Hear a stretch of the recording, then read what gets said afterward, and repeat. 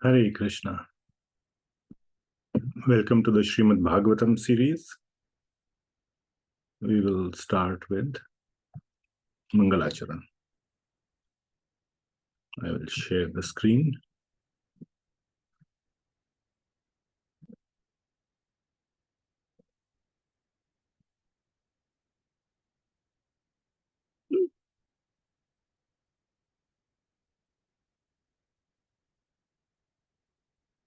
Om Ajnanatimirandhasya Jnananjana Shalakaya Chakshurunmilitam Yena Tasmai Shri Guruve Namaha.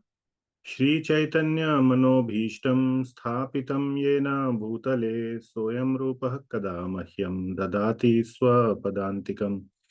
Vandeham Shri Guru Shri Yutah Padkamalam Shri Gurun Vaishnavamscha Shri Rupam Sagrajatam Sahagana Raghunathanvitam Tam Sajivam Sadvaitam Savadhutam Parijana Sahitam Krishna Chaitanya Devam Shri Radha Krishna Padan Sahagana Lalita Shri Vishakhanvitamscha Nama Om Vishnupadaya Krishna Preshthaya Bhutale Srimate Bhaktivedanta Swami Niti Namine Namaste Saraswati Deve Gauravani Pracharine Nirvishesha Shunyavadi Paschatya Deshatarine He Krishna Karuna Sindho Deenabandho Jagatpate Gopesha Gopika Kanta Radha Kanta Namostute तप्त कांचन गौरांगी राधे वृंदावनेश्वरी वृषभानु सुते देवी प्रणमामि हरिप्रिये वाञ्छकल्पतरुभ्यश्च कृपा सिन्धुभ्य एव च पतितानां पावनेभ्यो वैष्णवेभ्यो नमो नमः। जय श्री कृष्ण चैतन्य प्रभु नित्यानंद श्री अद्वैत गदाधर श्रीवासदि गौर भक्त वृंद हरे कृष्णा कृष्णा कृष्णा हरे हरे हरे राम राम राम हरे हरे। जगत गुरु श्रील प्रभुपाद की जय। ग्रंथराज श्रीमद् भागवतम की जय। Okay, we will recite the Mangalacharan of the invocation for Srimad Bhagavatam. Our gratitude and obeisances to Sri Parikshit Maharaj and Sri Shukadev Goswami and Sri Suta Goswami and Shaunakadi Rishis. Om Namo Bhagavate Vasudevaya. Om Namo Bhagavate Vasudevaya. Om Namo Bhagavate Vasudevaya. Narayanam Namaskritya Naram Chaiva Narottamam Devim Saraswati Vyasam Tato Jayamudirayet. Nashtaprayeshu bhadreshu nityam bhagavata sevaya bhagavatyuttamah shloker bhaktir bhavati naishtiki. Krishnaya vasudevaya devaki nandanaya cha nandagopa kumaraya govindaya namo namaha. All right. So we started a new topic last week, which is the Srimad Bhagavatam, Canto 10, Chapter 78. And this chapter is titled The Killing of Dantavakra, his brother Vidūratha, and Romaharṣaṇa Suta. So, that is the chapter. We went through an overview of the chapter last week. And this time, I plan to go over the pastime of killing of Dantavakra. Slowly we will come to the main portion which I wanted to discuss, like I mentioned last week, the return of Sri Krishna to Vraja. But there are some other very important aspects in the chapter which we will discuss today. regarding the killing of Dantavakra. So Dantavakra is the last demon who was killed by Sri Krishna. And he is the incarnation of Jaya. Well, Jaya or Vijaya, there is some slight confusion about it, in my mind at least. Vijaya and Hiranyaksha. Last time I think I mentioned Hiranyakashipu. So then I read some more, and it seems like he's the one who first incarnated as Hiranyaksha. So anyway, and so Shishupal and Dantavakra are the third incarnations of Jaya and Vijaya who were cursed by the Shaunakadi rishis. So the killing of Dantavakra is covered in 10 verses, verse numbers 1 to 10 in this chapter. So what I plan to do this time, I'm adopting slightly different approach because the commentaries are on some specific verses of the Srimad Bhagavatam. So we will not go line by line into each verse, each line like we used to. Maybe we will adopt that for a different chapter later. So let me, I will show the relevant portions. There are some very nice topics that we will discuss. Okay. Yeah. So Dantavakra. Dantavakra is actually a relative of Sri Krishna. And his mother's name is Shrutashrava. So, and she is the sister of Vasudevji. So, Krishna, like, so what it will be? Bua's son, right? So, father's sister is Bua, correct? And Bua ka beta. So, for Krishna, Dantavakra was Bua ka beta.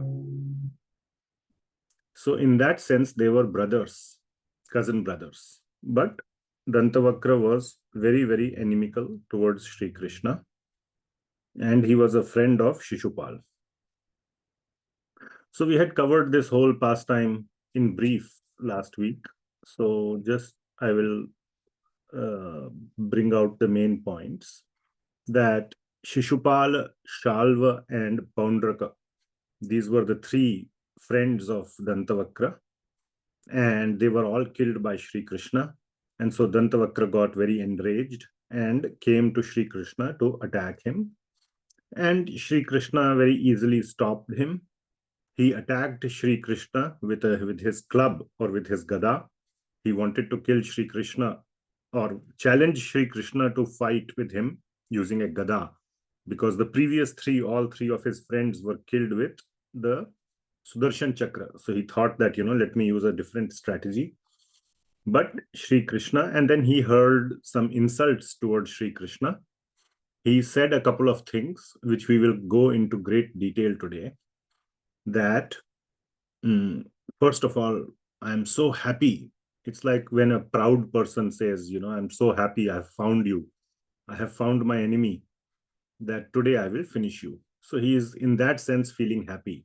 But like we discussed last time briefly, he also internally felt happy that this is the ending of my pastimes and I can go back to the spiritual world as Jaya and Vijaya. So we'll discuss that in a little bit detail. And then he tells Krishna, you are like a disease in my body. Today, by killing you, I will eliminate my disease. We will also talk about the disease aspect. And then he says, I'm so happy. So he says, I'm very happy that you have come before my eyes. So you have come before my eyes. Mark those words, okay? I can show you the English.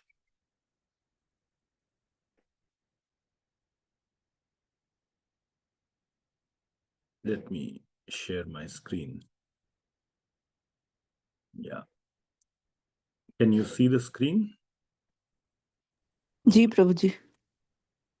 So what it says here, Mama dṛṣṭi-pathaṁ gataḥ. Mama dṛṣṭi, in my view, patham, or in my view path. In the path of my view, gataḥ, you have come. Also a very important line. So this chapter is full of such things, and we will go over it. Okay, all right.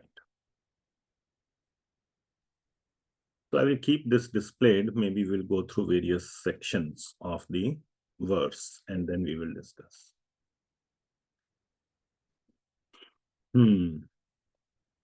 Yeah. So the first thing, I'm a little spaced out today, a little tired. So let's see. Yeah, I'm looking at my notes. Okay. So first 10 verses, the pastime of Dantavakra is over. Yeah. So like I told, he is the Bua ka beta, maternal cousin, father's sister's son. Yeah. So the first thing that we will discuss is in the 4th verse. So here in the 4th verse, what does it say? Diṣṭyā diṣṭyā bhavan adya mama dṛṣṭi-pathaṁ gataḥ. So diṣṭyā diṣṭyā. So diṣṭyā means what? Diṣṭyā means by good fortune, if you see here. And the BBT translation is, what luck, you have come before me today. Mama dṛṣṭi-pathaṁ gataḥ. You have come before my eyesight, or in the line of my eyesight you have come. Yeah. So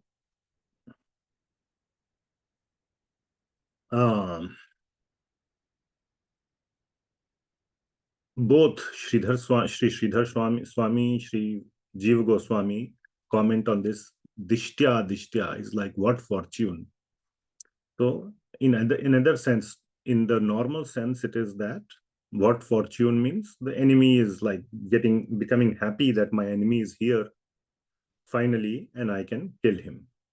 But in Dantavakra's case, or in the real meaning, the deeper meaning, this is also known as Saraswati Vāda or Saraswati Vakya, also known as Paroksavada, as Hari Parshad Prabhu had explained.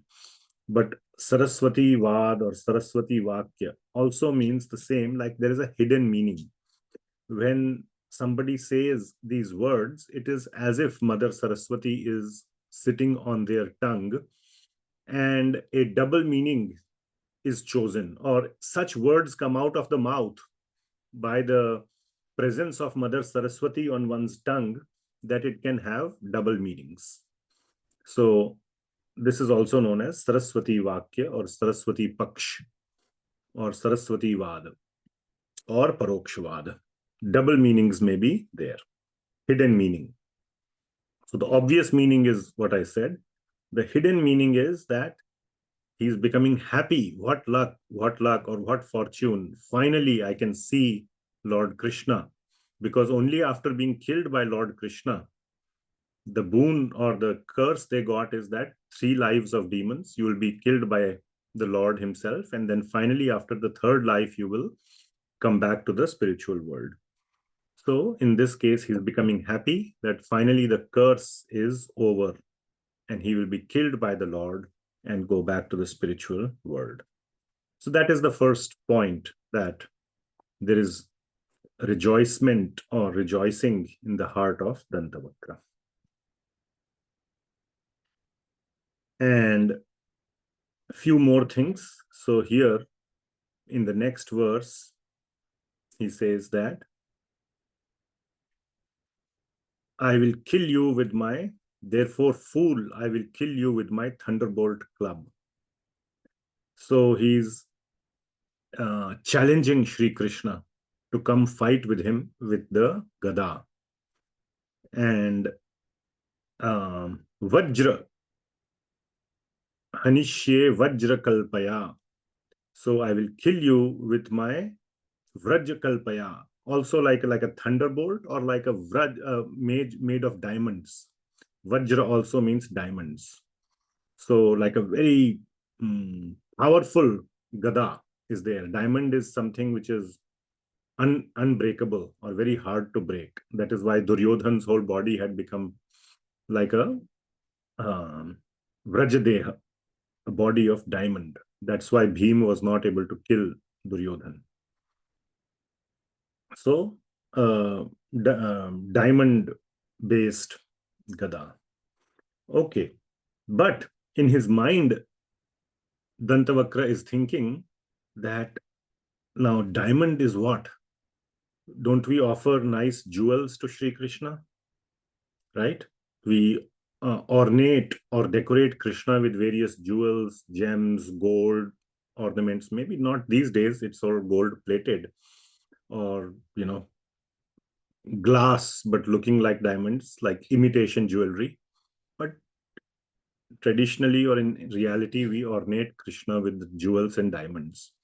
So that is another meaning, that he is going to hit Krishna with a diamond studded gada.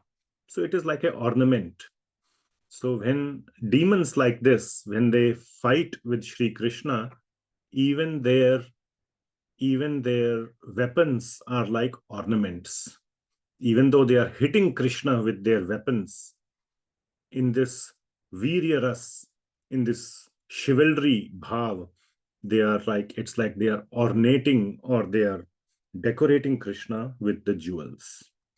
And Sri Sridhar Swami writes that this hitting Krishna with this diamond gada is equivalent to garlanding Krishna with the most beautiful flowers. So just like we decorate Sri Krishna with beautiful flowers, in this bhav, in this chivalry mood, you hit Krishna with a diamond club. So that is the equivalence.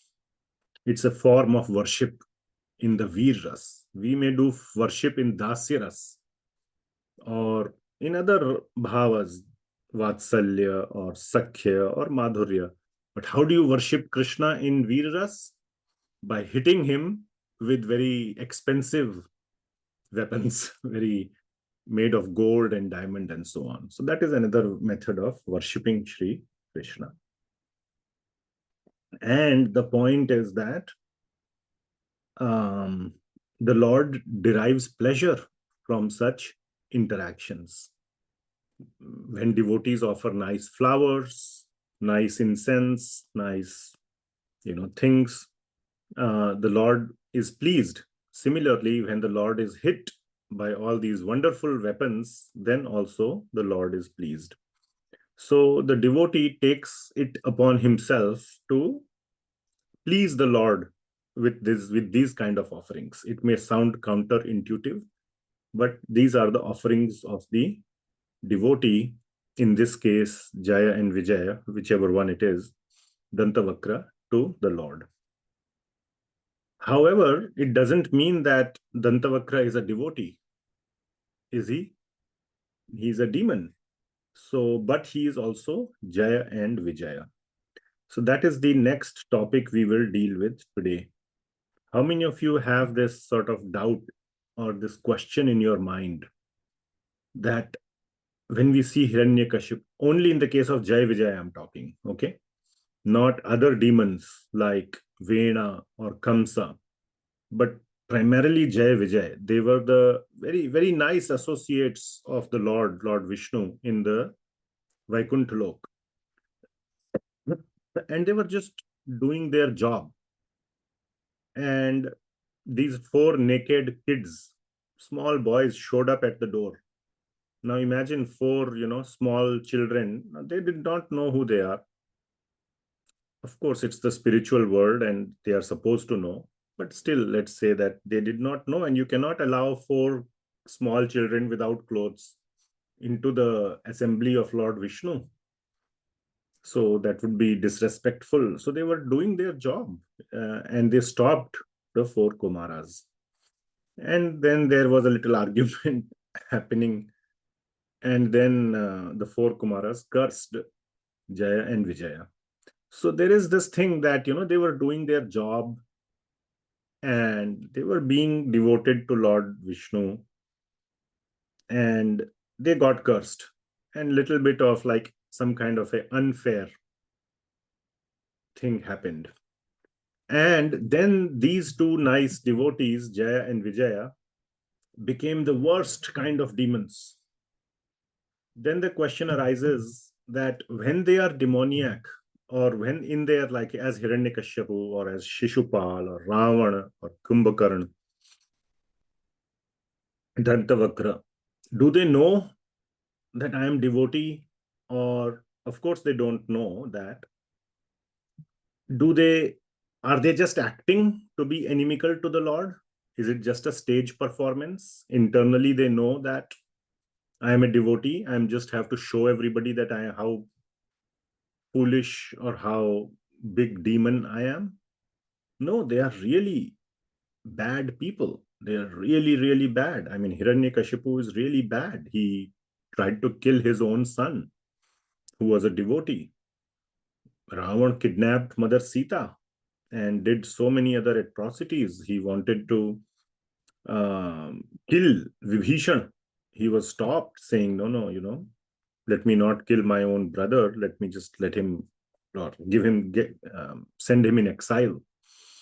So he was a really bad person.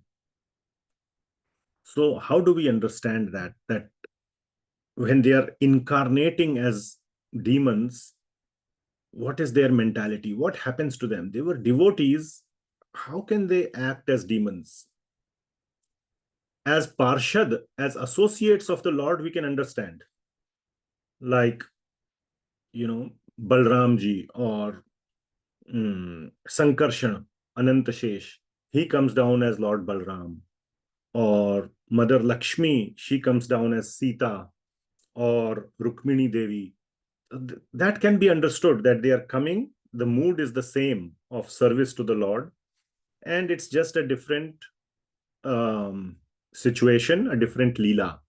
But in the case of Jaya and Vijaya, the whole mood is also completely opposite, from being a devotee to being demoniac.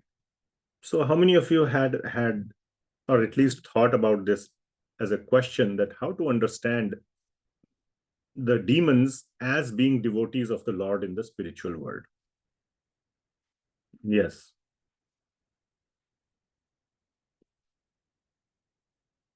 Go ahead. Hare Krishna, Prabhuji. Prabhuji, in addition to this, I also had like one more question on similar lines, is that, they were just doing their job, um, and they still kind of fell down. So then what is like the appropriate behavior to have so that Hmm. such an exalted devotee also fell down? So like that was Okay. another. Yes, we'll cover that also today. That's sort of the subsequent, or the what shall we say?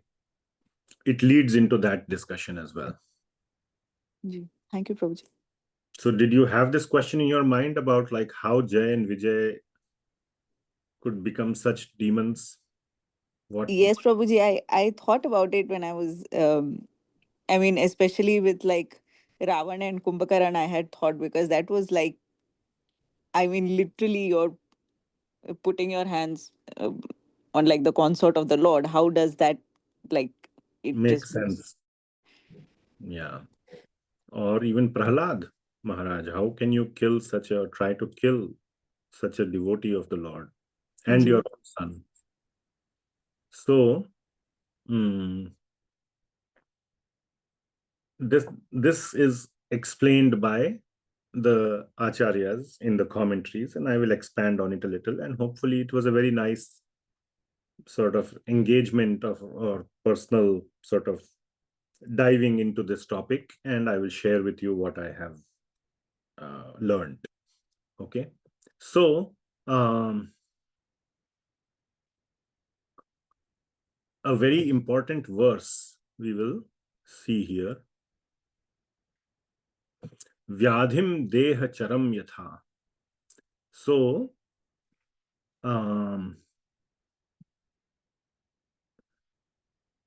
bandhu-rūpam ariṁ hatvā vyadhim dehacharam yatha. So Dantavakra is saying, then, O unintelligent one, I who am obliged to my friends and will have repaid my debt to them by killing you.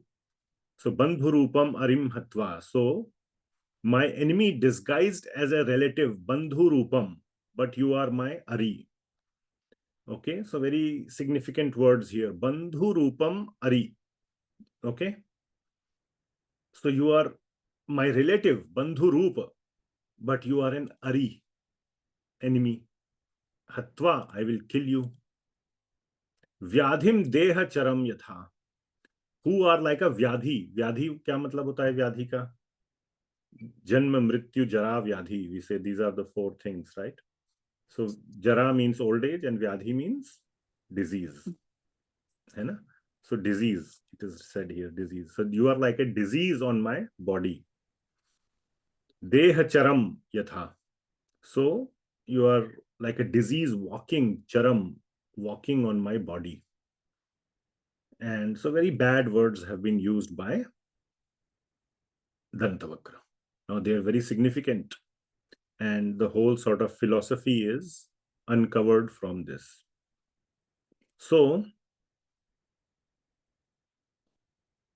the first point is bandhu-rūpam ariṁ hatvā. Okay, so see the play of words here. Bandhu-rūpam, correct? So you are bandhu-rūpam. You are disguised as a bandhu, but you are an ari. But if you remove the dash from here and make it here, rūpam ariṁ, you are actually my bandhu.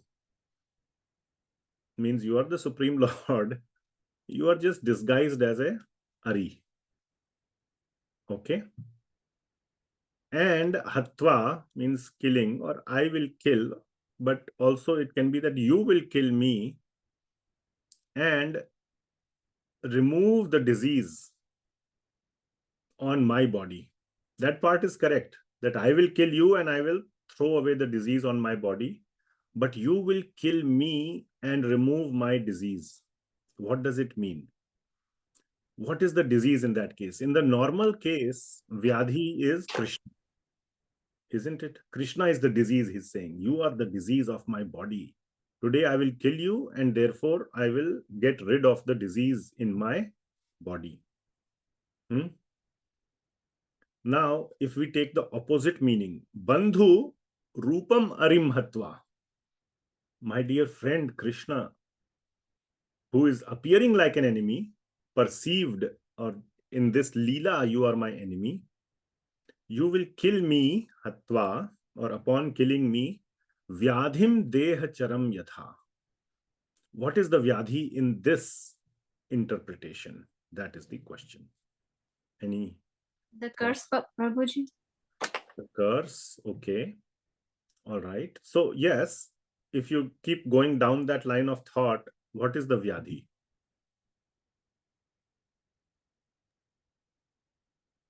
The material bodies, and he will be released from this material world and go back to spiritual world. Very nice. So the answer is right here in front of you. Deha charam yatha. Okay, deha charam. This body, yatha means this body which is moving around. Charam. Okay. So this body is the disease. And that is what you will kill.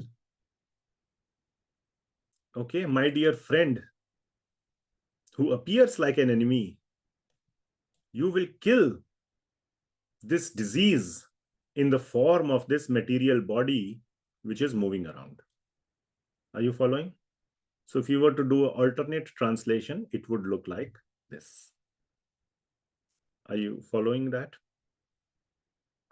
And there, the whole sort of philosophy has been brought out by our acharyas, that how does a devotee begin to perceive, begin to look at Sri Krishna or Bhagwan as an enemy, even though Bhagwan is the most dear friend. And especially in the case of Jaya and Vijaya, who are very dear associates of the Lord. So, any ideas, any discussion on this? Anybody wants to share with this much background? A lot has been said already in the verse, and our acharyas beautifully expand on it. Prabhuji, is it because Bhagwan allowed the separation, like gave them a body and like allowed the separation from him in the material body while they were here?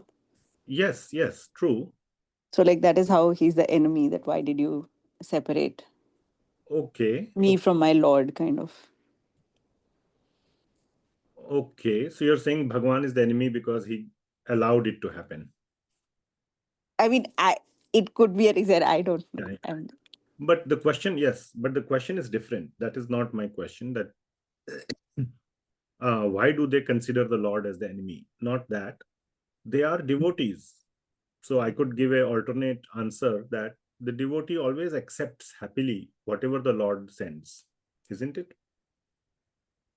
Tatte nukampam, anukampa. So everything that happens is the anukampa of the Lord, isn't it? Is the mercy of the Lord. So pure devotee will never think that, oh, why did the Lord do something unwanted to me? That could be the alternate, that could be my counter argument, correct? Ji. Anyway, the question was that once you are in this state of Dantavakra, what happened to your good side? That is the question, or how to understand this complete 180-degree transformation. Because we say that, they are like role playing. So in a drama, have you played in a drama ever? Or you have seen others play in a drama, right? Ji, Prabhuji. So when they are doing drama, right, they know that this, let's say two guys are fighting in the drama. They know he's my friend, he's my whatever actor, artist. After the drama is over, they will sit together and have fun, right? They will have dinner together. So during the drama also, they are not forgetting that he's my friend in reality. This is just a stage performance. In half an hour, it will be over. And then we will sit and have dinner together. Isn't it? But that is not the case. Do you think Hiranyakashipu is like that? Oh, I have to do some acting. I have to act to kill my son Prahlad. And finally, Narsinghadev will appear. He will release me from this acting. And then I will go and have nice time with Prahlad. That's not what we see. Isn't it? Yes, Shalu Mataji. Prabhuji, is it because of the Yogmaya Shakti of Lord Krishna to give them? Of course. Yes, it is the low Yogmaya Shakti or Leela Shakti. Leela Shakti aspect of Yogmaya. Yogmaya is huge, has many components. So yes, it is that. But then the next question is, what exactly is the scheme or the strategy of Yogmaya or Leela Shakti? How it actually does this conversion? What happens? So that would be the next counter question. So let me share. Anyone else? Anyone wants to say anything? Otherwise, we can go forward. Okay. So vyadhi. So what happens is that the person or Jaya and Vijaya, when they came to the material world as demons, what happened is that they took on this body, right? That is exactly what Dantavakra is saying in this alternate interpretation, that you will kill my body and you will free me. And I'm so happy that dṛṣṭi-pathaṁ, that was the word, right? In the fourth verse. Diṣṭyā. So I'm so happy that finally you will release me from this disease. Vyadhim dehacharam yatha. Vyadhim dehacharam yatha. That you will release me from my disease. So what happens is that the that entity takes on a disease. So you remember that verse from Nectar of Instruction, Upadeshamrit? Syat Krishna Nama Charitapi Sitapya Vidya Pittopatapta Rasanasya Narochikanu. So what it means is that when you have the jaundice disease, isn't it? Then anything sweet also tastes bitter, isn't it? So those of you who have had jaundice, maybe, if you taste a sweet candy, it will taste completely bitter. Now tell me, in that moment, what is the taste feeling of that patient who is suffering from the disease? Does he actually feel sweetness or he feels bitterness? Bitterness. Bitterness. He actually feels bitterness. Really. Okay. He's not acting as if it is sweet or as if it is bitter. It is actually bitter to him. And suppose he had never had sweet before. And if you give him sweet, he will say, it is bitter, it's not sweet. Okay? And that is his actual experience. So disease causes something sweet, or if disease can cause something sweet to taste completely like bitter, then it is conceivable that one may perceive the Lord, the Supreme Lord, as an enemy. The Lord who is so sweet can be perceived as an enemy, just like a sugar candy is perceived by a patient as being bitter. So what is the fault here? The fault is that of a disease. So it is just a perception. And it is a bodily perception. It's a perception of the body. But in this case, you can say that, okay, it's just the tongue which perceives it as bitter. In the mind, the patient knows it's actually supposed to be sweet, isn't it? And when I become well, when my disease is gone, I will begin to perceive it as sweet. So that argument can be made. What it means is that in that case, there is a separation between physical gross body and the mind. So man, buddhi, ahankar is also part of body. We know that. And we experience that also. It's part of the body. It's not really inherent to the soul. So in this particular case of jaundice, there is some past memory that this sugar is actually sweet. I'm a patient right now. Therefore, the sweet is appearing like a bitter. And when the disease is gone, I will be cured. I will perceive it as sweet again. But that is only because this example, jaundice, is limited to the gross body, not to the mind.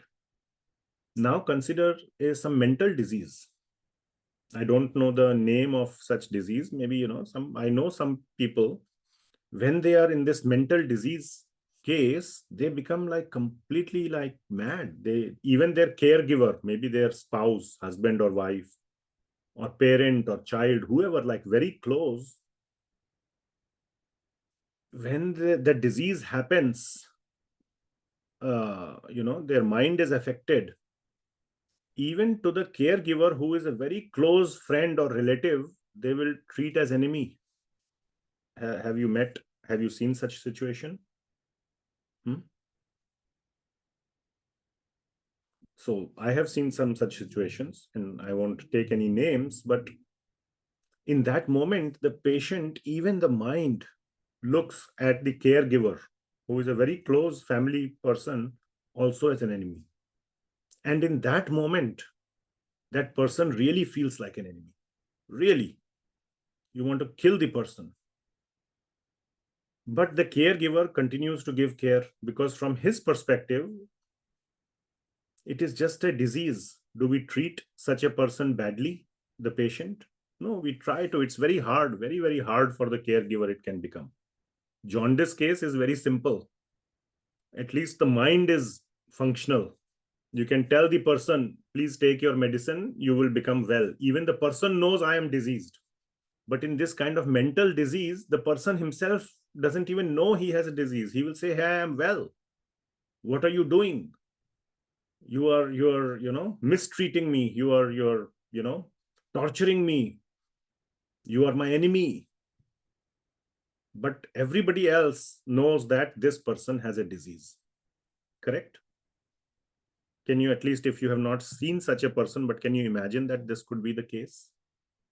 And how real it is for that diseased person that this caregiver is an enemy. Are you following? It's very real for the patient to perceive this caregiver as a very, very serious enemy who is trying to torture me as the patient. I don't even know that I am the patient. I think I'm well. And that is the best analogy or the best way to understand how Jay and Vijay became such demons. They were afflicted. This curse that was given by the 4 Kumaras was actually the curse of a disease that fell upon them. And they became this kind of a mental patient, a mental disease person. And including mind, man, buddhi, ahankar, all of these were completely affected, and the gross body. And the gross body is just very immaterial at that point. When the mind is diseased, the body will just act based on the mind. You are ready to kill your caregiver. So then the whole world appears to be an enemy or inimical, and especially the Lord and the devotees and so on. And this disease is permanent. It's not curable. At least as long as the body is there, the disease continues. It's like a permanent, incurable mental disease. Only death will cure the disease. So the mind actually thinks of the Lord as an enemy. And the physical body also acts accordingly. So that is the position, even while fighting with the Lord. So therefore, these statements that the acharyas give, that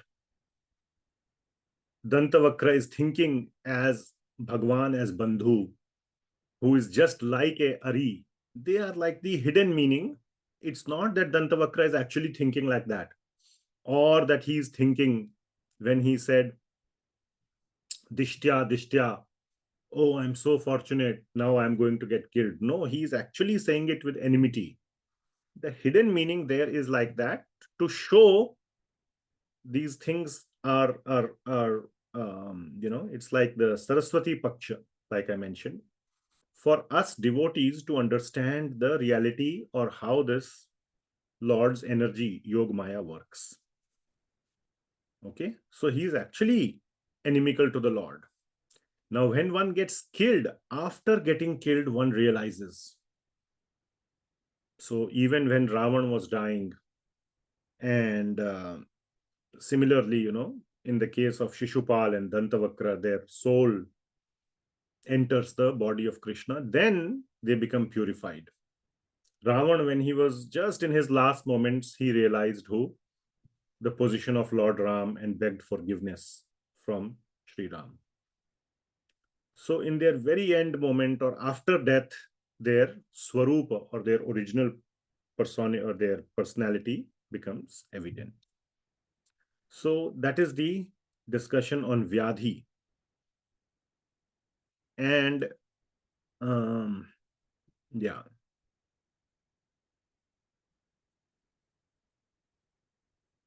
So soon after being killed by the Lord, especially in this case, now in Ravan's case also, he could have been liberated, but because of the curse, he had to take another body. But in this particular case, this is the last instance, and therefore, as soon as he was killed, his soul entered into the body of Sri Krishna. So it immediately regained its original, the disease was cured, basically. Okay. Now we come to the next question which you asked, Shamila Matali. What is the learning from this? Okay. So the learning from this is that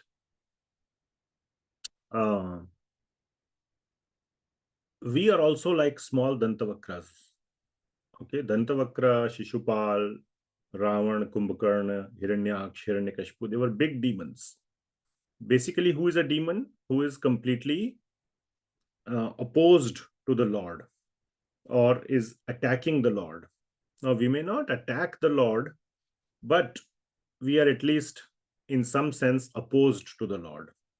To some sense, well, practicing devotees are favorable to the Lord, but to the extent they are not fully devoted to the Lord, they are opposed or they are attracted to Maya or this material energy. So it's not anya bhilashita shunyam. There is some other abhilasha, some other desires, material desires, which are away from Krishna, are also present. In that much, to that extent, we are also like demoniac. And that is like a permanent disease we have. Well, it's not really permanent. The whole process of bhakti yoga is to remove that disease. But that disease is there.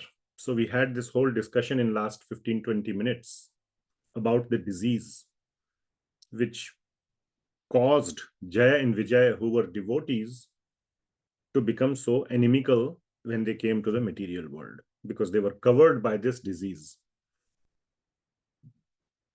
So this disease was caused how?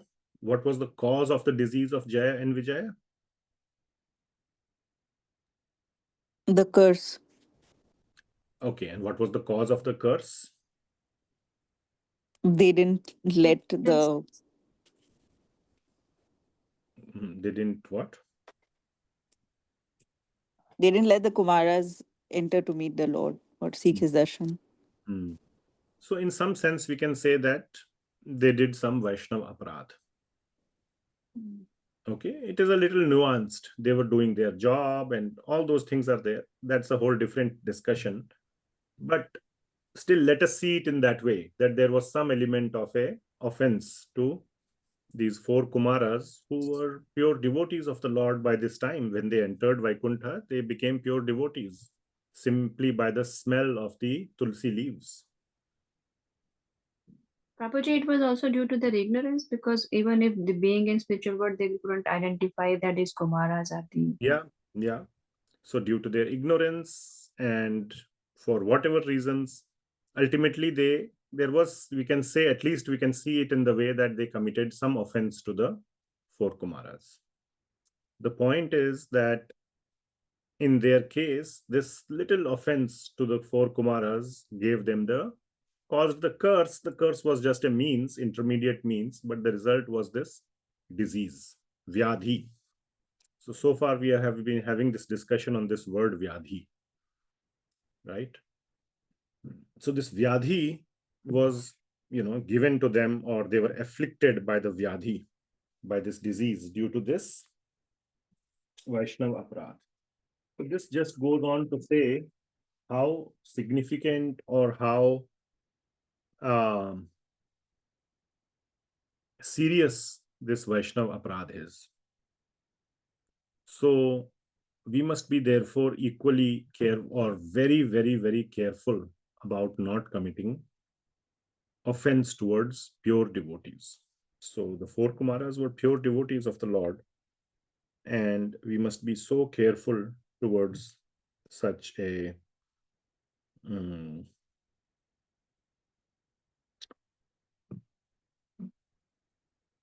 potential offense.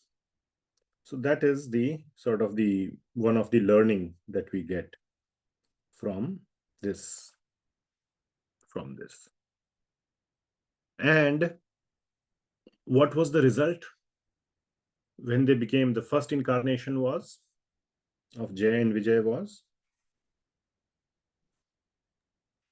Hiranyakashipu and Hiranyaksha. Hiranyaksh, yes. So what happens?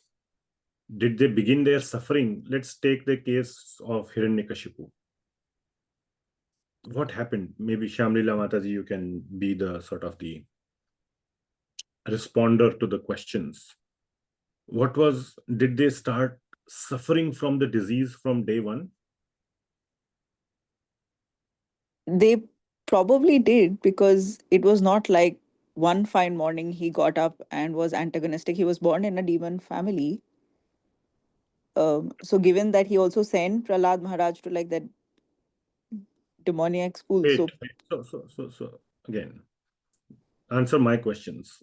Did he begin his suffering immediately, or the suffering, when did his suffering, actual suffering begin? Maybe after Prahlad Maharaj, like after he heard Prahlad Maharaj become a devotee, Yeah, then what was the suffering?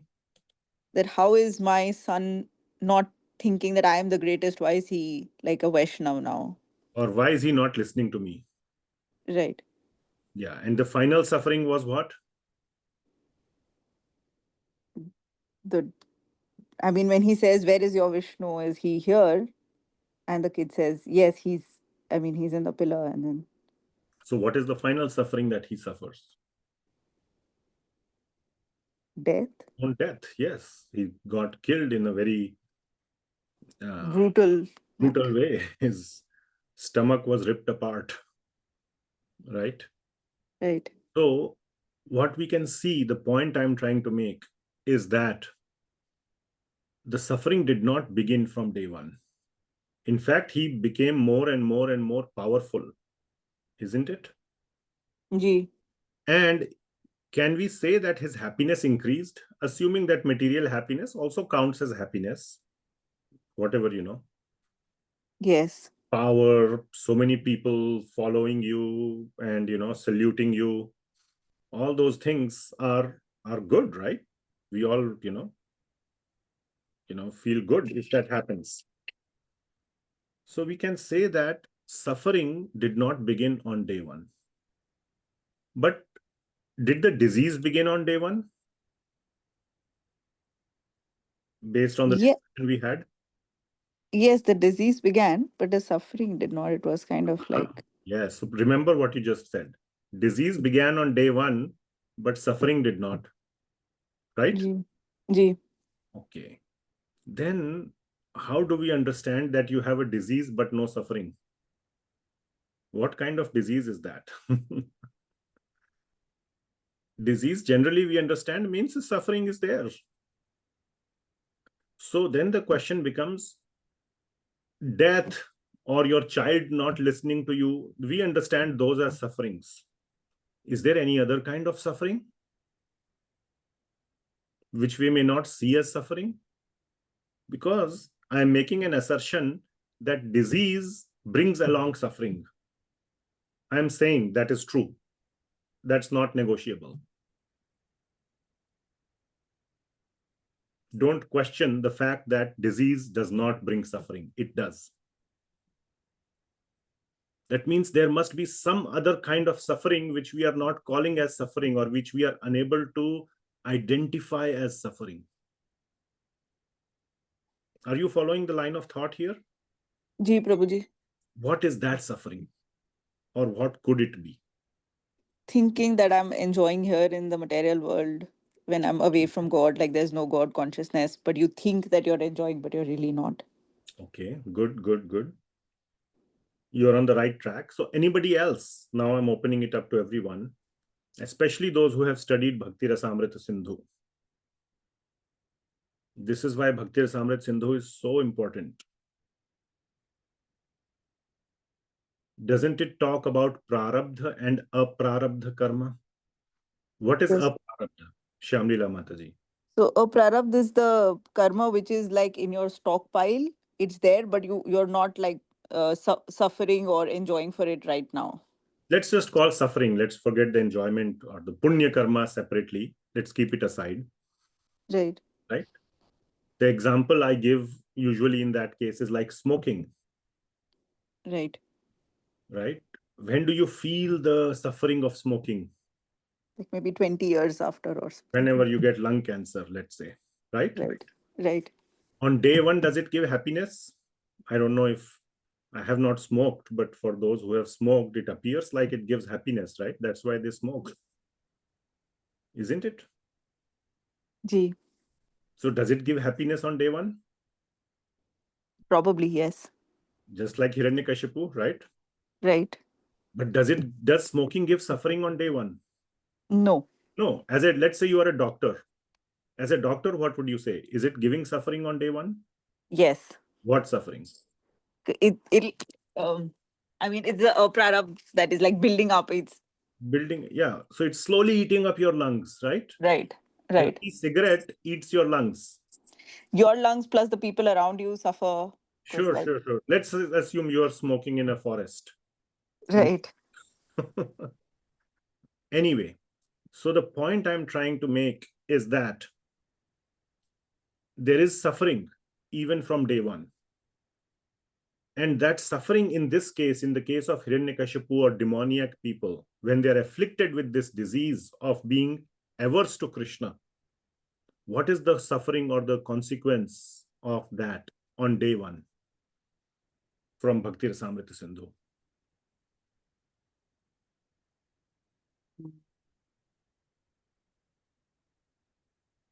They're sowing the seeds of it, right, Prabhuji, for like... Yes, bija. So we can go and revise that. And the suffering in this case is the propensity to cause more offense. Yes. Isn't it? Ji. So that is the suffering. And it appears like happiness, just like cigarette. So the initial offense was committed by Jay Vijay. That's where we started this discussion of the learning for us. And then they got the disease. But it doesn't really feel like a disease, but it is still disease. There is still suffering. And initially, the suffering comes in the form of propensity to cause more offense. And you cause more and more and more offense. Just like first cigarette sometimes is not very enjoyable. Little bit enjoyable. Then you start getting conditioned to that. And then you become a chain smoker. Nobody starts as a chain smoker. I think so. That's what I've heard. So it builds the propensity. So then Hiranyakashipu become a serial demon. So it started with the one offense and it creates the propensity for more offenses. That is the point I was trying to make. Ji, Prabhuji. All right. Ji. And that is the biggest consequence of such aparadh. And what happens is that when you commit next offense and then the next offense, it's like a compound interest. So you are getting, accelerating into the debt. Or if you had a lot of punya karma, you are depleting your bank balance of punya karma like at an accelerated pace. And very soon you will get buried in the debt of papa karma. And then you have to suffer lifetimes, so many lives. This all happens in human life or human species. And then you have to suffer so many lifetimes to cancel or to, cancel out that sinful activities, that karma, and then come back to the human form of life to get another chance.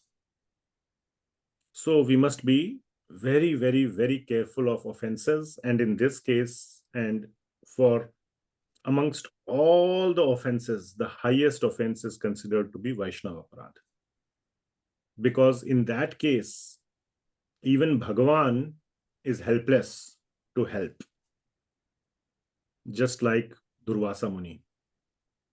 Durvasa Muni went to Lord Narayana and even he said, I want to help you, but I cannot. I am completely helpless.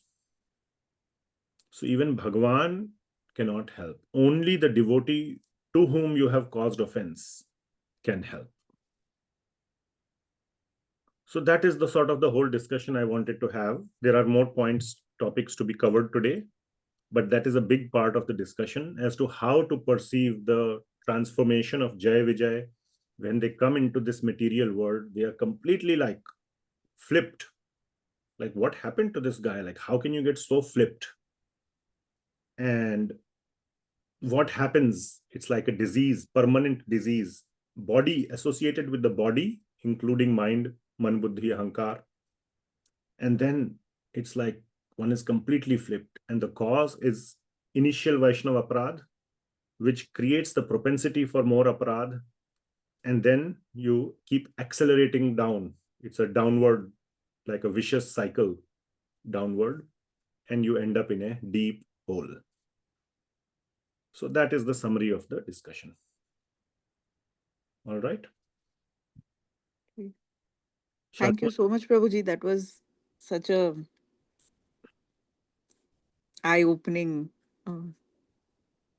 discussion. Chalu Mataji, you had your hand up for a while.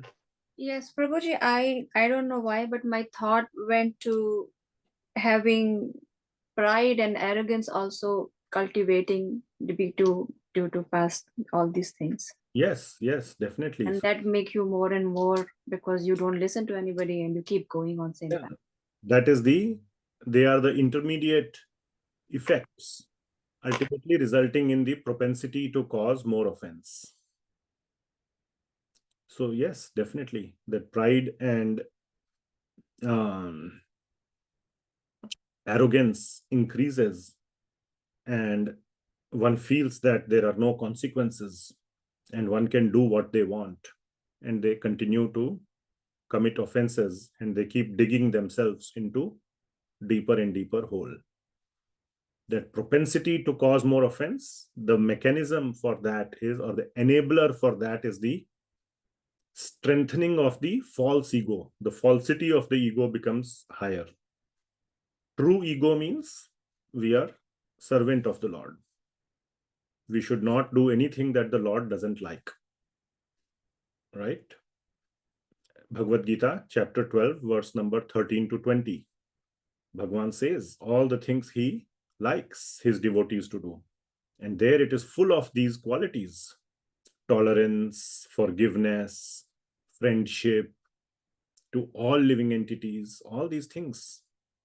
And devotees who love the Lord should be like that. But arrogance is the way to think that there are no consequences. Even if the Lord doesn't like these things, it's okay. I can continue to do.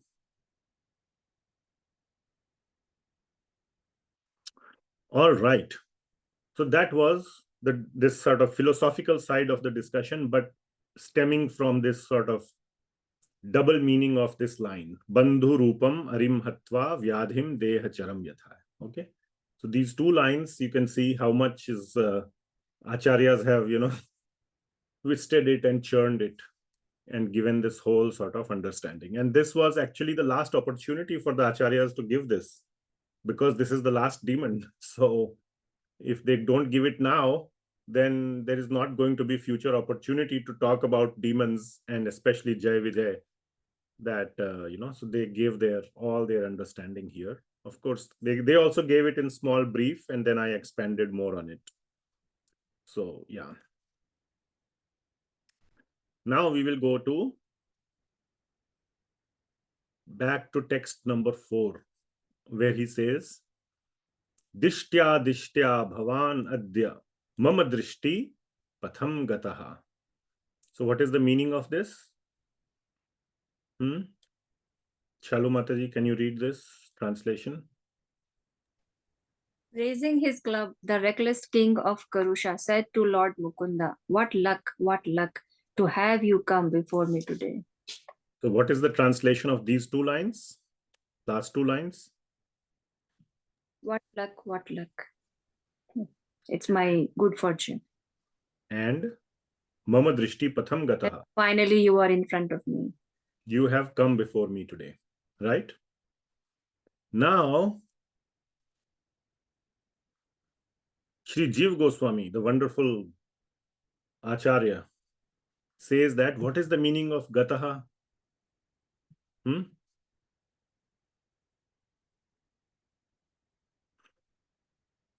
Gataḥ means what? Who can say? What is written here on the screen? Come. Come, isn't it? Here, come, right? You have come. Right. What is the other meaning of gataḥ? Return. Go on. Going. Isn't it? I mean, from Bhagavad Gita, what do you hear? Gataḥ. Gata, actually go. Paramam gataḥ. What does it mean in that context? Paramam gataḥ.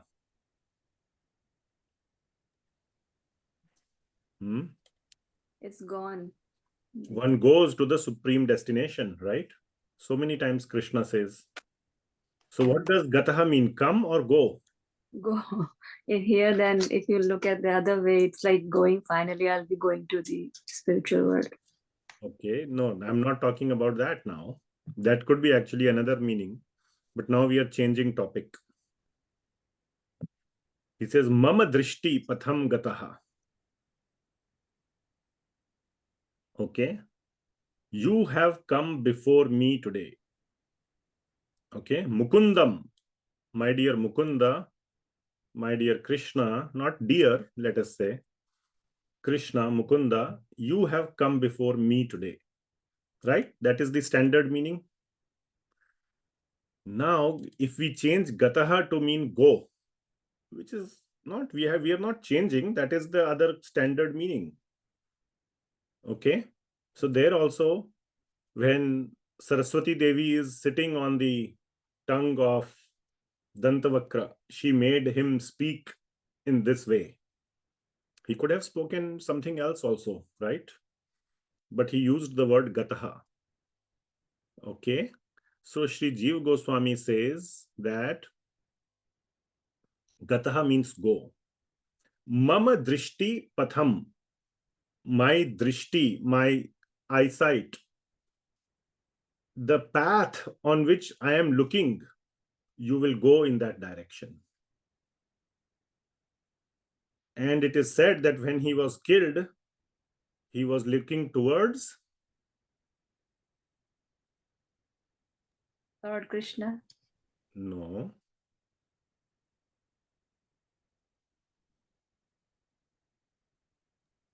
Vaikuntha. No.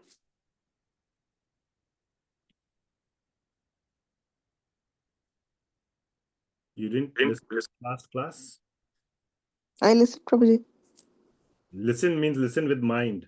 You His listen feet, with ears. lotus feet of Krishna. No. To Mukunda, he is saying, you will go in the direction where Oh, I am looking. Vraja.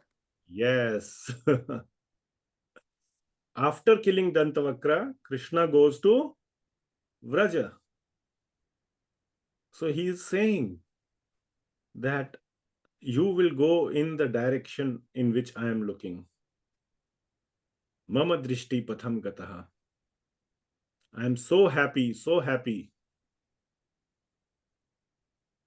I am so filled with joy that right after killing me, you will go to Vraj. Now the killing is not there in this verse. So it's not like after killing me. But he's saying that now you are going to go to Vraj. So Sri Krishna goes to Vraj after killing of Dantavakra. And some more play on words, if you want to see, all brought out by Sri Jiva Goswami. Okay. So,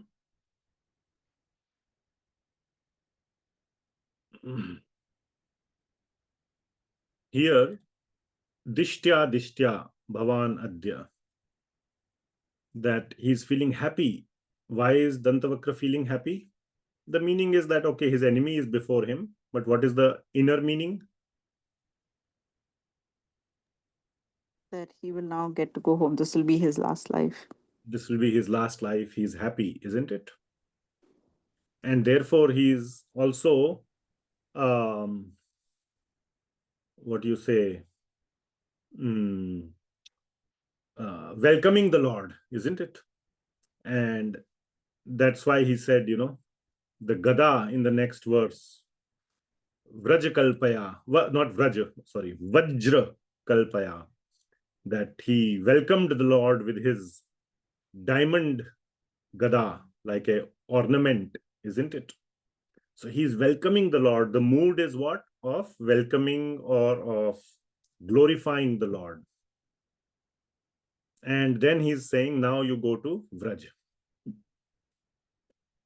So the Lord is like a friend or like a respected personality. So Sri Jiva Goswami takes us back to 45th chapter of 10th canto. So we will go to 10.45, 23.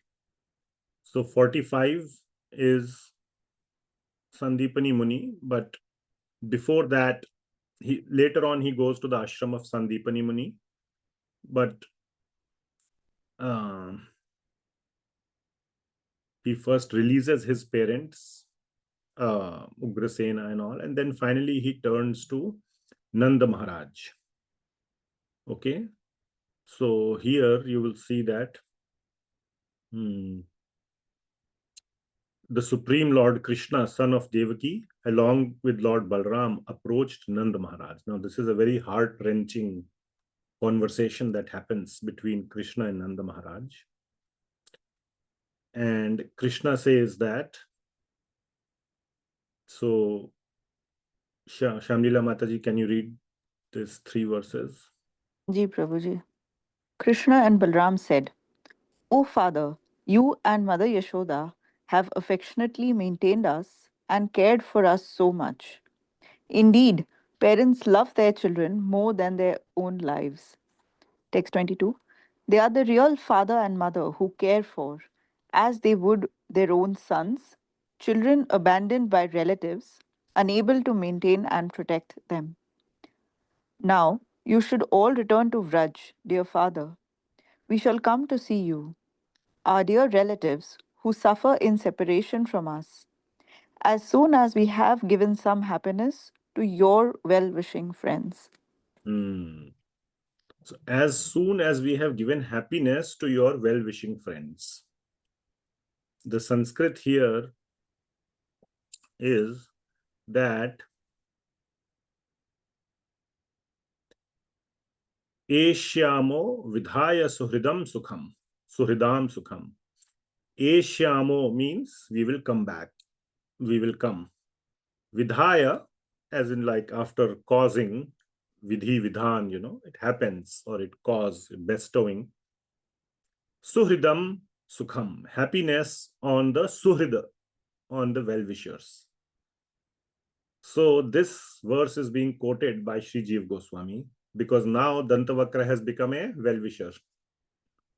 And upon bestowing happiness, which means sending him back to Vaikuntha, basically it means after killing Dantavakra. So after killing Dantavakra, we will come and see you. So Krishna said this. So Krishna is not lying. Krishna was true to his words. Now, of course, one can say this is a little bit of a stretch, and Krishna is still cruel and heartless to leave all the Vrajvasis for so long and not come back. All that is true. And, as loving Gaudiya Vaishnavas, we love to see Krishna as the heartless person, and we side more with Vrajvasis than with Krishna. The heart of the devotees go out more to the devotees, the topmost devotees of Krishna, than to Krishna himself. So that mood is very nice. But to take the side of Krishna, also, we see here that Krishna is saying that I will come after I have given happiness to the well-wishers or to the friends. And in this case, Dantavakra has suddenly become a friend. All right. So that is one point. Another sweet point is brought out in the next chapter. What is next chapter? Very important chapter. In fact, the one after this is one of the most important chapters of 10th canto. What is the 47th chapter? You can look up. Brahmar Geet? Brahmar Geet, yes. The song of the bees, of the bee. So that is the discussion between Uddhavji and Srimati Radharani, or the gopis, the one gopi who is not named. But in the previous chapter, it's the continuation. So it starts here. Uddhavji visits Vrindavan, and then he goes to Nanda Maharaj first. Okay. And then he is so sad, and he doesn't know how to face the gopis. So he goes and blabbers some nonsense in front of the gopis. And that is essentially what happens in Brahmar Geet. He tells, Krishna is Paramatma and this and that, and gopis give him a piece of his mind, of their mind. So that is Brahmar Geet.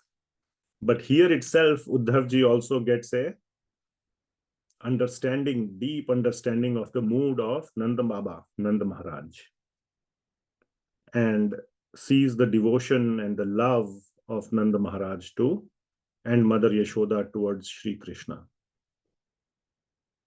But he's still trying to be a good friend of Krishna. So he's taking Krishna's side. Okay. So verse number 35. Okay. So very nice play on words will happen here.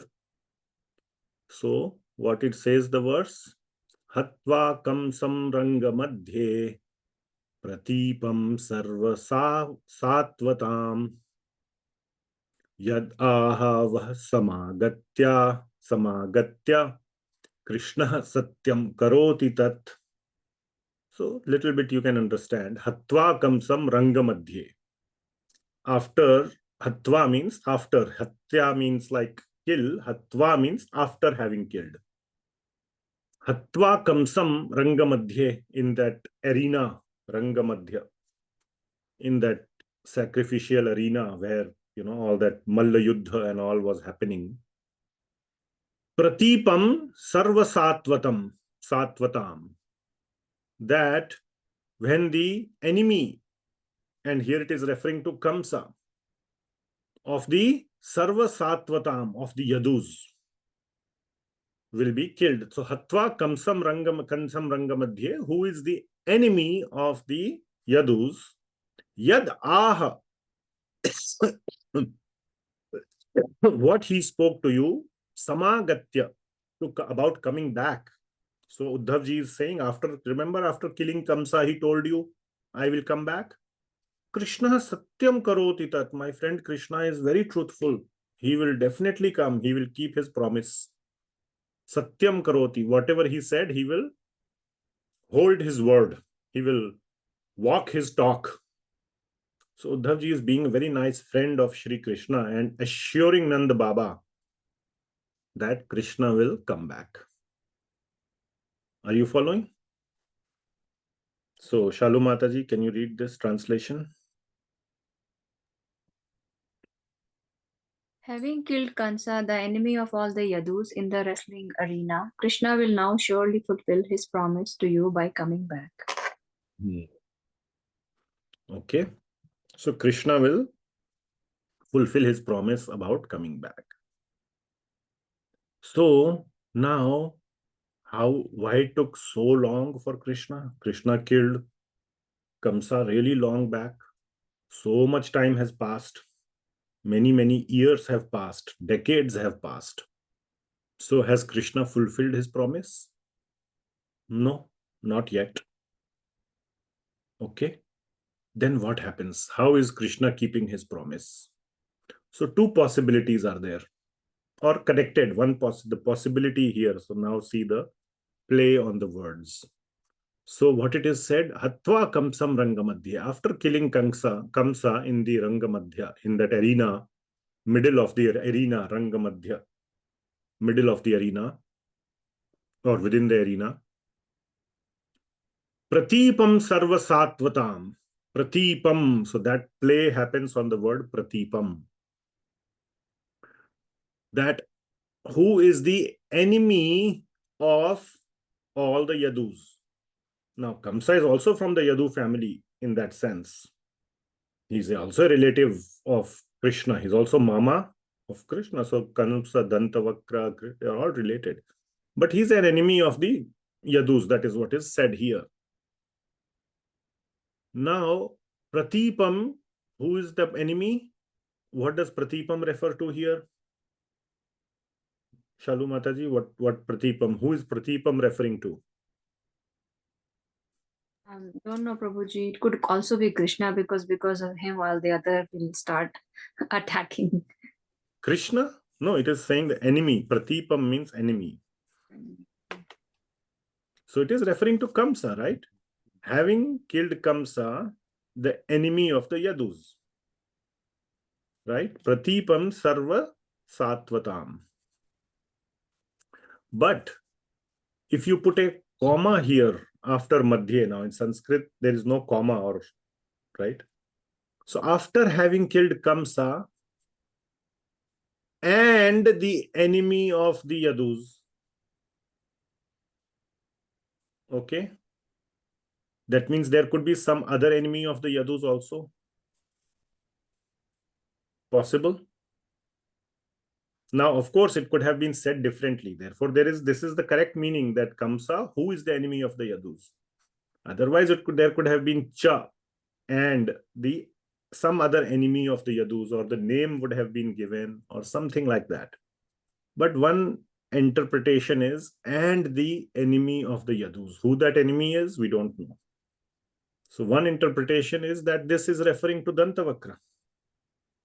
So after killing Kamsa and Dantavakra, the promise that Krishna made, what he spoke about coming back, he will definitely uphold it. Krishna will uphold it. After killing Dantavakra, he will uphold. He will come back. If we take this Pratipam to mean somebody else, not Kamsa. Now, another interpretation. I said there are two connected interpretations. Pratipam. So, Krishna had prepared Uddhav ji. पूरी पट्टी पढ़ाई थी. क्या क्या बोलना है जाके, कैसे ना उनको हैंडल करना है, कहते हैं ना, handle, how to deal. Because Krishna has been, playing mischief with the Vrajvasis ever since childhood. He knows how to trick them. He would steal butter from their houses. He would trouble them. He would trick them in 10,000 ways. So he knows how to trick. Okay. So Pura, he taught Uddhav ji, this is how you have to say. Now we are seeing the other side of Krishna. Okay. So how to speak, what to say, so that, Vrajvasis, and then he also doesn't want to, he has been called liar enough number of times. So he doesn't want to be called liar anymore. So he gives detailed instructions to Uddhav ji what to go and say. Now, Uddhav ji is not as naughty, or, he's very simple. He's very sweet devotee, very simple-hearted. Devotees are simple-hearted. It is Bhagwan who is little crooked. So Uddhav ji is very straight, simple-hearted. So another understanding is, instead of Pratipam, Krishna had told Pratipan. Okay? Pratipan means enemies of the Yadu. Pratipam means it's singular case. Pratipan is plural case. So hatvā Kamsam, after killing Kamsa and all the enemies of the Yadus. Okay, so Uddhavji understood that all the enemies of Yadus, then I will come and I'm telling the truth. Or Uddhavji tells Nanda Baba, see, my friend is very truthful and he will come after killing Kamsa and all the other enemies of the Yadus. But the problem that happened is that on seeing the sadness on the face of Nanda Baba and Yashoda, Mother Yashoda, he did not have the heart to say that all the enemies. He just did not have the heart to disappoint them. Have you faced a situation where you have to convey a bad news to somebody? It's very, very hard to convey a bad news to somebody you love. So somehow or the other, you hide it from the person, isn't it? You hide the bad news. You make it look as less bad, or you don't even tell, isn't it? You hide the bad news from the person you love. So Uddhavji, and then, you leave it to the course of events. Somehow or the other, one day he will find out the truth.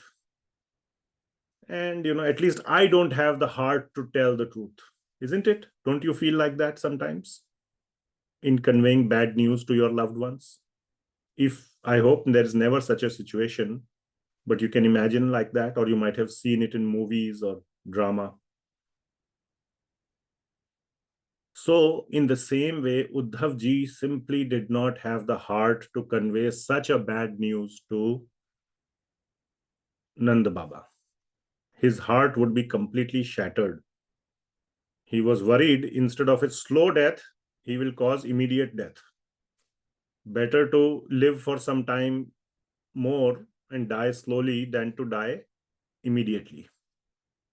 Because Nanda Baba also knew there are so many enemies. He saw so many demons come to Vrindavan. So many demons. Every day there were new demons coming and attacking. So he knew that Krishna has a whole, battalion of enemies. How could he say Pratipan? So he said Pratipam. The enemy. बहुत जल्दी आएंगे. Very soon he will come. The enemy, last enemy Kamsa has been killed. Now bas he's coming on his way. Tomorrow he will be here. So he hid the bad news that Krishna had asked him to give.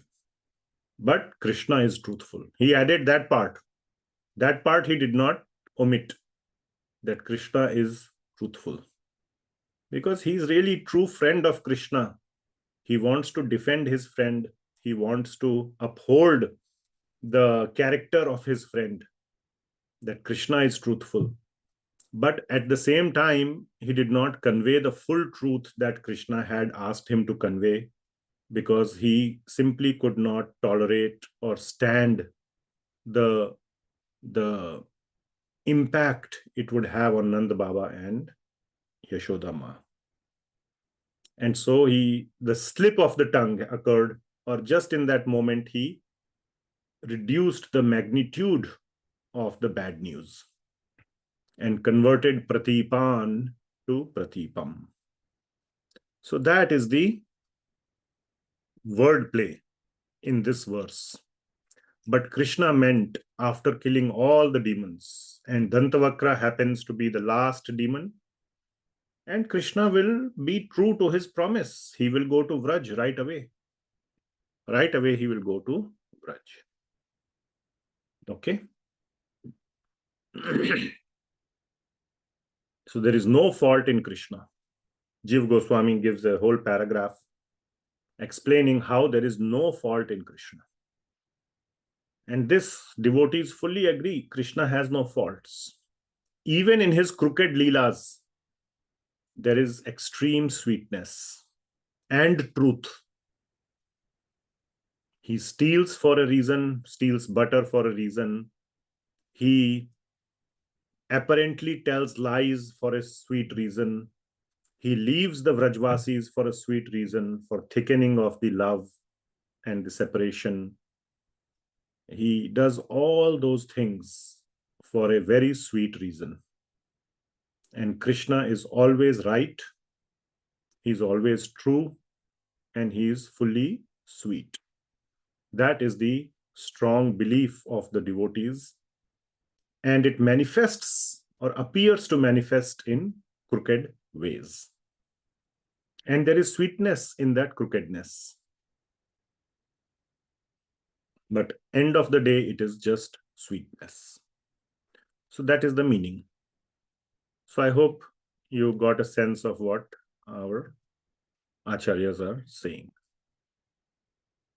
And by the way, Jiva Goswami also brings out the verse, the famous verse, which one? That Krishna does return to Vraj many times. Where it is? Shamlila 111.9. 111.9. Now you will never forget. 111.9. And so Sri Jiva Goswami mentions in this purport, or in the commentary. I did not know that it was mentioned here. So when I was reading the commentary, I was very happy to see that Jiva Goswami brings this out, where he says that the Dwarka Vasis also confirm that the Lord went to Vrindavan. Whenever you go away to Mathura and Vrindavan, Madhun, it is said, and actually he goes and explains why Madhun does not mean Mathura. It only means Vrindavan. And same reason that I had given before, he explains with proof that in the 50th chapter of 10th canto, 50th chapter, so Jarasandha, so Krishna establishes the city of Dwarka. So he had defeated Jarasandha many times, but then he was like not sure how many times this Jarasandha will keep coming, how long I will have to keep defending. So he moves all the Vrajvasis, not Vrajvasis, I'm sorry, the Mathura Vasis to Dwarka. So here is the establishment of Dwarka. Makarand Prabhu, can you read this? Text 47. If powerful Jarasandh comes while we two are busy fighting Kalyavan, Jarasandh may kill our relatives or else take them away to his capital. Text 48. Therefore, we will immediately construct a fortress that no human force can penetrate. Let us settle our family members there and then kill the barbarian king. Text 49. After thus discussing the matter with Balram, the Supreme Personality of Godhead had a fortress 12 yojans in circumference built within the sea. Inside that fort, he had a city built containing all kinds of wonderful things. So what is this city called? Dwarika. Then the whole description is given, and Vishwakarmaji builds this and all. We'll read the last verse. Text 57. After transporting all his subjects to the new city by the power of his mystic Yogmaya, Lord Krishna consulted with Lord Balram, who had remained in Mathura to protect it. Then, wearing a garland of lotuses but bearing no weapons, Lord Krishna went out of Mathura by its main gate. So Mathura was emptied. And everyone in Mathura was transported by Yogmaya. One night they fell asleep in Mathura. Next morning they woke up in Dwarka. So Dwarka or Mathura was empty. So when it is being said in Canto 1, 11th chapter, 9th verse, that Krishna, whenever you are visiting, and Dwarka Vasis are saying this chapter name is Lord Krishna's entrance into Dwarka. So Dwarka Vasis are saying, that means Dwarka has been established. That means Mathura is empty. And Dwarka Vasis are saying, when you go to Madhun means Mathura Mandal. What is left in Mathura Mandal now? Vrindavan. Which means when you go and see Vrajvasis, then we feel separation from you. That means the Lord went to, and this whole explanation is given by Sri Jiva Goswami. So now we know that it is completely authorized. The whole understanding, the meaning, everything is explained. And Sri Jiva Goswami also says that Kurukshetra Leela, which is 82nd chapter of 10th canto, we had covered it long back, happened before Dantavakra killing. That is why there was so much pent-up separation in Kurukshetra between Vrajvasis and Krishna. And we saw that whole volcano erupt in Kurukshetra. So that Jiva Goswami is saying happened before Dantavakra killing. So that was the first meeting of Sri Krishna with Vrajvasis after he left Vraj. That was the first meeting. And then Dantavakra killing happened much later. And then Krishna started going to Vraj regularly. All right. Finally, another argument is given by Sri Jiva Goswami that in the Mathura chapter, when Krishna enters Mathura, by the way, have I been sharing or I'm sharing, right? Ji, Prabhuji. So now I'm stopping. We are coming to a close. So he say when entering Mathura, he meets Kubja, and Akrura also invites him to his house. But what does Lord Krishna say? Let me first take care of the business, main business, which is to kill Kamsa. Then I will come to your place. And does Krishna go to Kubja's place? Yes. Does he go to Akrura's place? Yes. Yes. Sorry, Does he also take Uddhav ji to Kubja's place? Yes. But he Yes. also goes. Right. Yeah. He goes. I mean, so my point is he keeps his promise. He told Kubja, he told Akrura, I will come. Isn't it? So when he can keep his promise to those people with whom he is not so close, why will he not keep his promise to those who is so close, like the closest ever with, which is the Vrajvasis? They are his heart and soul. So Jiva Goswami makes the point that when he will keep his promise to much less important people like Kubja and Akrura, definitely he will keep his promise to his topmost devotees, Vrajvasis, Nanda Baba, Gopis. Definitely. So there is no fault in Krishna. Okay? One must never think that there is fault in Krishna. Sometimes even the devotees become so skewed towards the Gopis and Vrajvasis, they really begin to feel disgust for Krishna. Happens. And it's okay to have that kind of up and down. It's like a seesaw. Then it's fine. But it should not be permanent. Okay? This can be like a sanchari bhav. Up and down, up and down, up and down. That's fine. That's the whole mood of devotional service, of bhakti. One day you are feeling like this, one day like that, one day, depending on what katha you have heard. It's dynamic. That's fine. But one should also understand how much Krishna is truthful. He keeps his word. He also equally suffers as the Vrajvasis. He is also suffering. It's not like he's getting joy. He is suffering inside. We have seen that through other times we discussed in Dwarka, how he's crying for Vrajvasis. So we must understand the mood of Krishna as well through these discussions.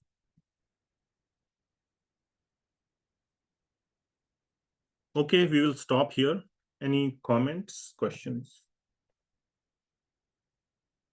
I hope it made sense. Yes, Shamila Matadi. Thank you so much, Prabhuji, for such a beautiful class. Just one question, Prabhuji. Prabhuji, did it happen? I vaguely remember reading this, that Sri Krishna goes back to Vraja for about 3 months or so after killing Kamsa.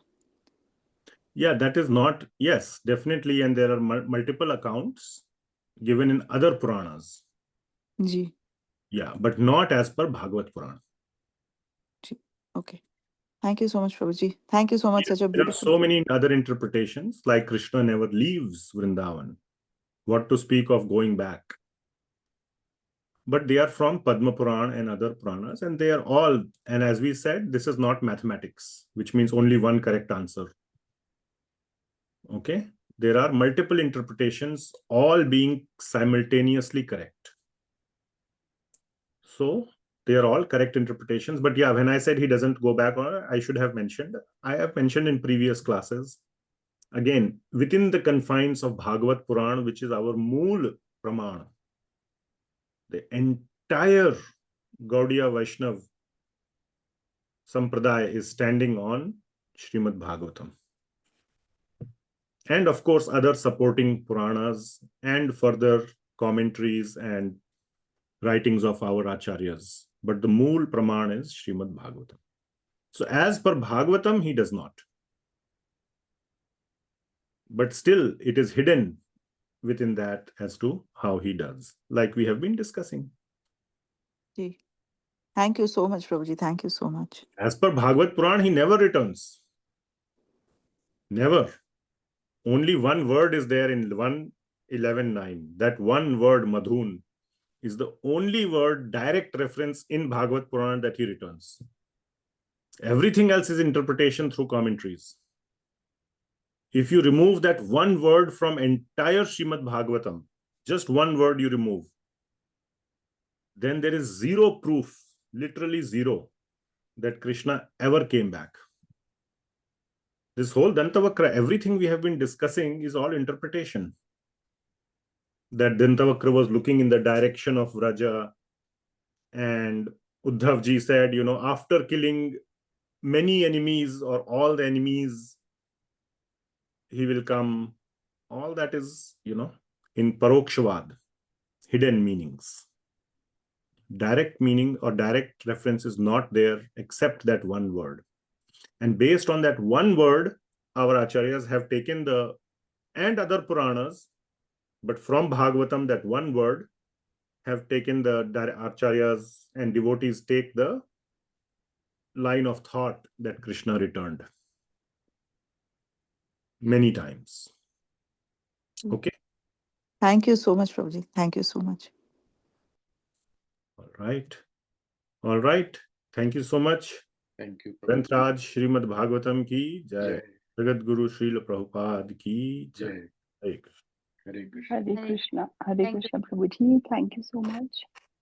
Hare Krishna. Thank you, Prabhuji. Thank you, Mataji. Hare Krishna. Panchang Thank Pranam. you, Prabhuji. Can I start